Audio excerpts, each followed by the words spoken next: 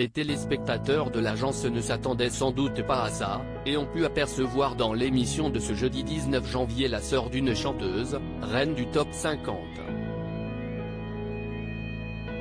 Diffusée en avant-première sur TMC avant de terminer dans le catalogue de Netflix, l'agence, l'immobilier de luxe en famille nous propose de suivre les péripéties des Kett, une tribu exclusivement, ou presque, composée d'agents immobiliers.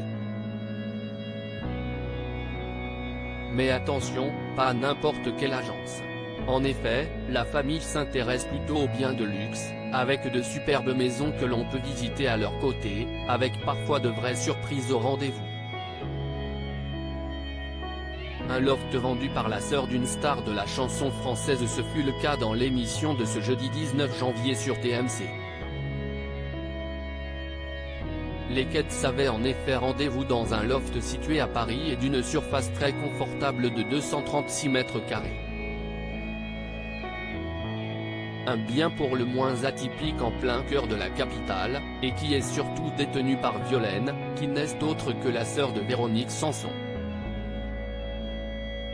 Les deux femmes ne se quittent plus depuis leur enfance, comme elle le confiait à Nico Aliagas dans 50 Minutes Inside, il y a quelques semaines. Elles partagent d'ailleurs le V de la victoire dans leurs prénoms respectifs.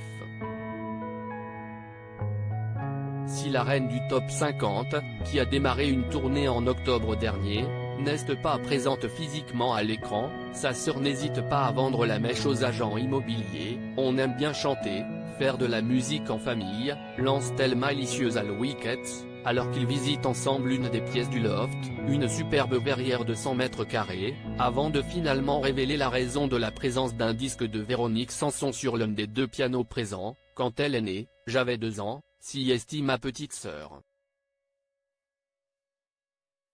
J'en parlerai à Majo, ma grand-mère. Louis Kett s'est aussi surpris que les téléspectateurs face à cette annonce inattendue. Si est complètement dingue que je me retrouve dans le loft de la sœur d'une des plus grandes chanteuses françaises qui a marqué des générations entières, lance-t-il. J'en parlerai à Majo, ma grand-mère, elle est fan, confessant que Véronique Sanson n'est pas trop ma génération mais j'écoute de temps en temps.